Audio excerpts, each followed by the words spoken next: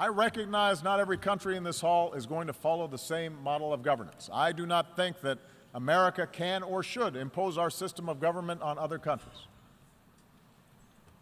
But there appears to be a growing contest between authoritarianism and liberalism right now. And I want everybody to understand, I am not neutral in that contest. I believe in a liberal political order, an order built not just through elections and representative government, but also through respect for human rights and civil society and independent judiciaries and the rule of law. I know that some countries which now recognize the power of free markets still reject the model of free societies. And perhaps those of us who have been promoting democracy feel somewhat discouraged since the end of the Cold War, because we've learned that liberal democracy will not just wash across the globe in a single wave. It turns out building accountable institutions is hard work, the work of generations. The gains are often fragile. Sometimes we take one step forward and then two steps back. In countries held together by borders drawn by colonial powers, with ethnic enclaves and tribal divisions, politics and elections can sometimes appear to be a zero-sum game. And so, given the difficulty in forging true democracy in the face of these pressures, it's no surprise that some argue the future favors the strong man, a top-down model, rather than strong democratic institutions. But I believe this thinking is wrong. I believe the road of true democracy remains the better path. I believe that in the 21st century, economies can only grow to a certain point until they need to open up, because entrepreneurs need to access information in order to invent. Young people need a global education in order to thrive. Independent media needs to check the abuses of power. Without this evolution, ultimately expectations of people will not be met. Suppression and stagnation will set in.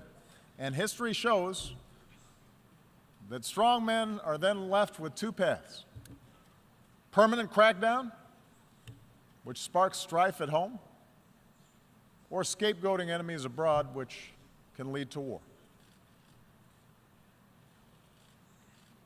Now, I will admit, my belief that governments serve the individual and not the other way around is shaped by America's story. Our nation began with a promise of freedom that applied only to the few, but because of our democratic Constitution, because of our Bill of Rights, because of our ideals, ordinary people were able to organize and march and protest, and ultimately those ideals won out. Opened doors for women and minorities and workers in ways that made our economy more productive and turned our diversity into a strength. That gave innovators the chance to transform every area of human endeavor. That made it possible for someone like me to be elected President of the United States. So yes, my views are shaped by the specific experiences of America, but I do not think this story is unique to America. Look at the transformation that's taken place in countries as different as Japan and Chile, Indonesia, Botswana. The countries that have succeeded are ones in which people feel they have a stake. In Europe, the progress of those countries in the former Soviet bloc that embraced democracy stand in clear contrast to those that did not. After all, the people of Ukraine did not take to the streets because of some plot imposed from abroad. They took to the streets because their leadership was for sale, and they had no recourse. They demanded change because they saw life get better for people in the Baltics and in Poland. societies that were more liberal and democratic and open than their own.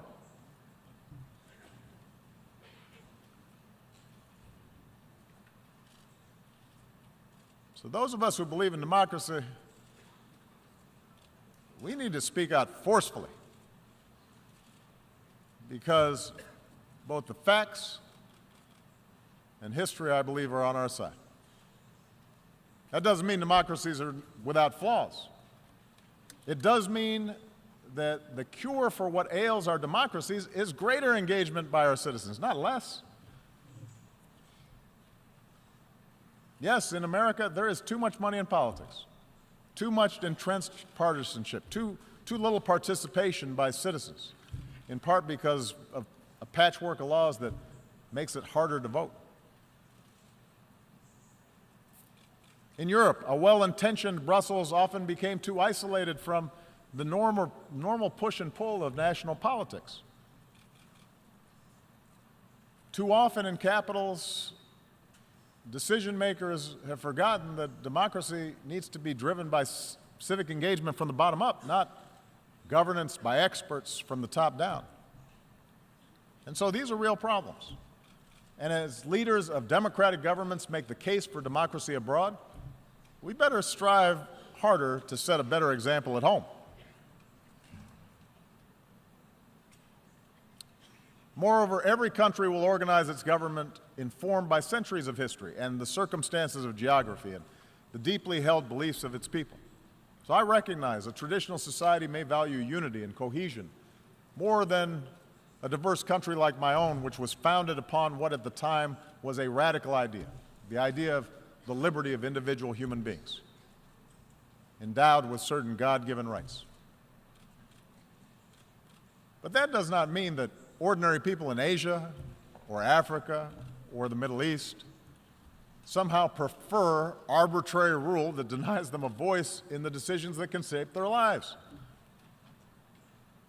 I believe that spirit is universal.